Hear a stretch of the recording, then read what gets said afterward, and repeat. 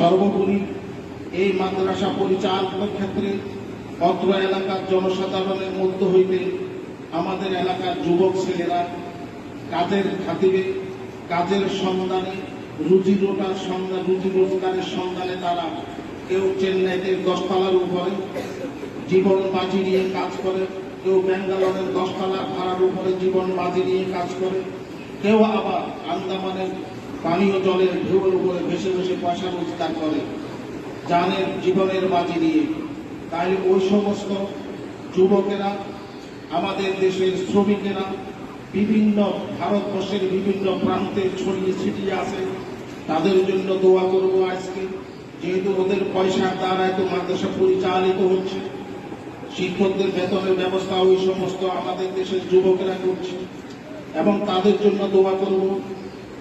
এই সমস্ত বিদেশের মাটিতে আমাদের দেশে